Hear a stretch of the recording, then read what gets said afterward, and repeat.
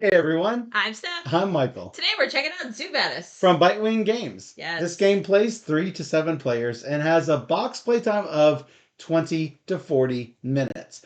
Bitewing Games has been publishing a lot of these Reiner Knizia games. Yeah.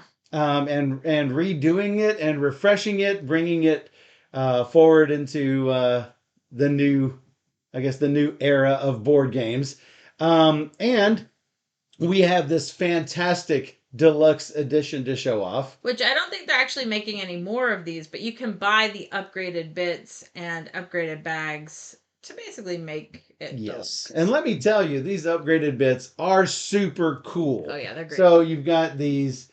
I'm not sure. I'm fairly sure that these are probably. We have not seen the retail edition, so we're not sure. I think it's cardboard. I would assume that these tokens, even these guys, are cardboard. Nice. You got big chunky wooden bits for the zoo animals, and nice wooden components that are probably cardboard, and these fantastic looking bags. Yeah, these are not even in the deluxe edition, right? So they were add-ons also after the fact. Yeah. Let's go. Let me thank Bitewing Games for providing us this copy of Zoo Vadis, but they didn't give it to us in exchange for this video. They gave it to us because they know we like to play all the games. Obviously, this is a 3 to 7 player game, so we can't play it, but I can teach you how to play it on stream. So let's go ahead and take a look while I teach you all the rules. So, what would happen if the animals were running the zoo? So, the board is a double-sided board. You'll notice down here it says 3, 4, 5. So this is the side for 3, 4, and 5 players. If you turn it over to the back, it'll be for 6 and 7 players. The first thing you need to do is to place one of these peacocks in every one of these spaces that matches the player count. So we've got these peacocks on all of the 3s or 3 4s or 3 4 5 spots. And this, I'm not certain. I have not played the older version of this title, but the peacocks were added specifically to address lower player count games. It adds sort of a neutral player. That's right. If the animals ran the zoo, it would be an utter disaster. You're correct, fellow sheep games. So, you have a lot of these 1 laurel tokens that are just, you need to put them all in a pile next to the board. Give each player 2 of them. All of the other ones are values 2 through 5. You're going to place it into this wonderful cloth bag, mix them up, and then place one face up onto each of the spaces with a laurel. You've also got a zookeeper token that's going to start off right here on top of the laurel token. Each player is going to take an animal species with its animal screen and 2 ability tiles. You'll see this is the ability tile for my white tigers here. And I've got 2 of them. And usually what you'll do is you'll place this just in the notches of your player board here, so everyone can see that you've got 2 ready to go. The player boards are quite nice, I gotta say. It has the little white tigers on the inside and shows you not only your ability, but all of the other players' abilities as well, and a summary of the actions on the other flap. So, whoever most recently visited a zoo is the starting player. On your turn, you can add an animal to the zoo down here on the bottom, one of the bottom spots. You can advance one of your animals to the next farther spot.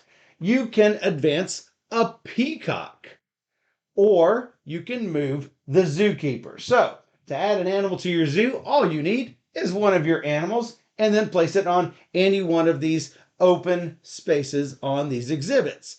Down here at the bottom, you've got a 1 animal exhibit, a 5 animal exhibit, another 1, and a 3. You'll notice all of these exhibits are odd numbers. And there's a reason for that, is because in order to advance your animals, you need to have a majority vote to allow you to move to the next farther up exhibit. On the back, I believe there are even some 7 Oh, wow. space exhibits. So if I go here, I'm guaranteeing that I will be able to move forward out of this exhibit. But wait, there's a peacock in the way. I'll have to move that peacock out of the way first.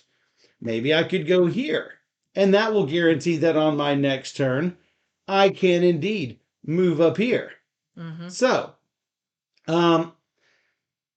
whenever you want to advance one of your animals, as I mentioned, you need to have majority support of the exhibit that you are trying to leave. So, let's say that Steph was over here as well in this exhibit. There are 3 animals in this exhibit. We need the support of 2 animals before I can move on to this next exhibit. So I will say, Steph, will you allow me to move? Well, we're going to take a vote. As long as Steph says that I can move forward, then I will get to move forward here. Now, maybe Steph wants to be negotiated with. Maybe she wants me to give her some of my laurels. Maybe she wants a future promise from me that if she is ever in a similar situation, that I will let her advance one of hers. Here's the catch. Like most negotiation games, things that happen now have to be, if you agree to it, they have to be enforced. Promises made in a future turn, like I'll vote for you on your turn. Those promises do not have to be kept and are not enforceable. So, anything that must be done, not just this vote, but this turn, this whole player turn, must happen. Okay. So, and what if there's a peacock? Meaning, if let's say if I were to take this, I will give it to you. Well, that's the same turn. I must give that to you. Yep. So, now, Steph says, what if there's a peacock?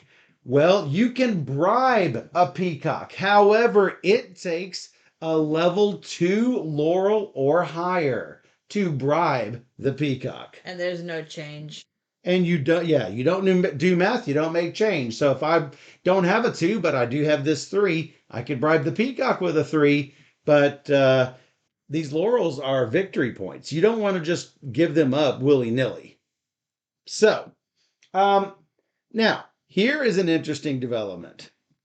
Let's say I am here, Steph is here, and I am here, and we want to move forward.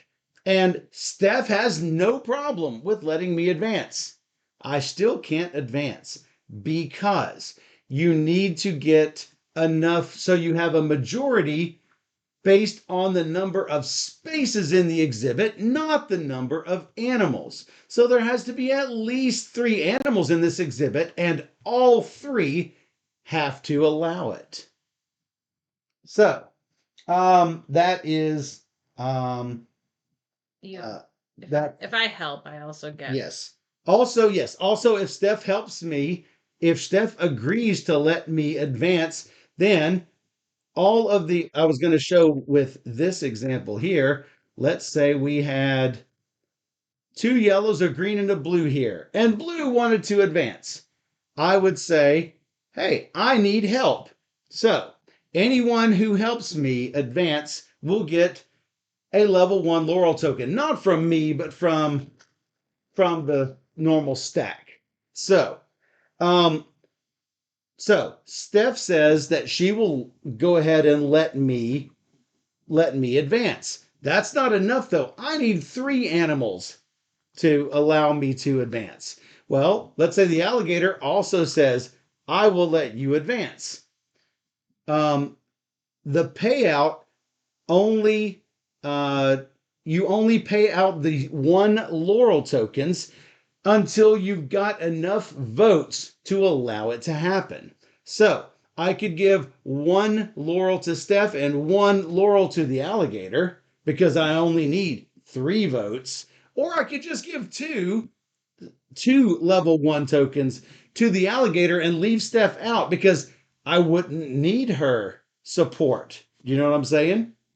Thanks for that Hey, repeat. Panda Angel. So every time you advance on an exhibit, you are going to collect the laurel token that is on the path. That was a nice, tasty one. That's a 4. They go up to a value of 5. Um, and you immediately replenish it with 1 from the bag, face up.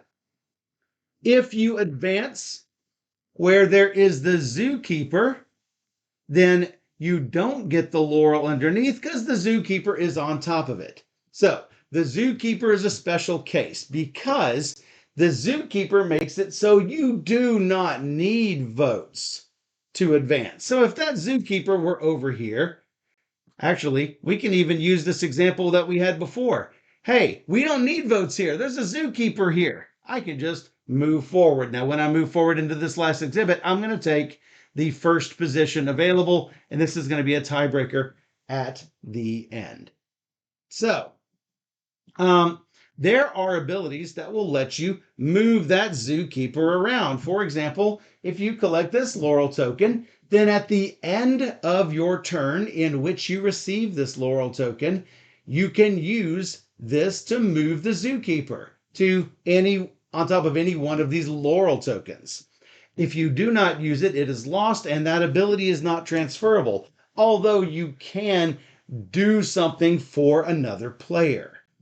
Similarly, the special abilities are not transferable. I can't give Steph the ability to use this, but I could use this for her on her behalf, perhaps. Like I can do it to maybe give position things where they need to be positioned to. The more you help me, the more I help you. That's exactly right. So we've also got this peacock token. This will allow you to advance a peacock. And again, you get this at the end of your turn. If you don't use it, you will lose it. And finally, you've got this token. This will allow you to recover one of your used ability tiles by putting it back onto your screen. So when you move the peacock with the token, I believe you also get 1 from the bank because when you move a peacock, Yeah, so that is the third different action that you can take is to advance a peacock. Uh, you can advance a peacock up a path to a new exhibit. Peacocks may always leave an exhibit. The peacocks do not need a majority, so therefore I can move this peacock right out into the next spot. And every time you advance a peacock, you're going to get a free level 1 laurel from the supply. Now, you cannot use a pair of 1s to make a 2. Just so we're clear on that. Yeah. Finally, the final thing you can do is to move the zookeeper, and you'll just move him by taking him off of one space and onto another space. But keep in mind, someone else may just move the zookeeper away from you, or someone else on that spot might be able to use that zookeeper to advance even without your even though you might not want that to happen. They may take the last available position, and again, you would not want that. A few other little rules: you can never move backwards.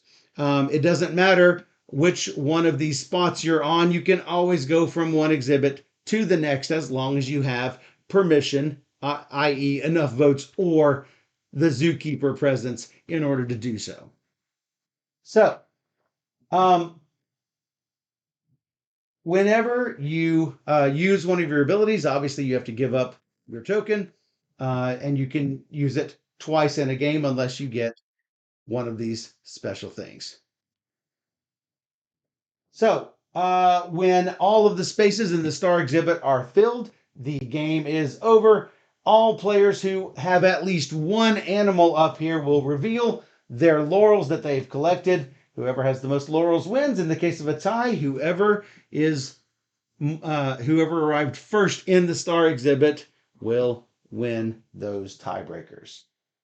And I don't think I missed anything. I believe that is all the rules. Yep. And so if the player abilities are pretty interesting because um, Those are here. because you're basically forced to help other people, or you can negotiate like, well, I'll let you use my tunnel. It gets you further. Very much a So negotiation game. yeah, so you have to play with the right group, I would suggest, because those who want to work with other people and make things happen. But yeah, it's very beautiful production from Bitewing Games. That's right. So, if this seems to appeal to you, if you enjoy games with a little bit of negotiation and abstract planning, then Zoo Vadis might be the game for you. So, if you enjoyed this teach and you want to see more teaches like this, or all of the playthroughs that we do, we've got over 1,500 videos on our YouTube channel. Just search for Board Gamer Steph on YouTube. Yes.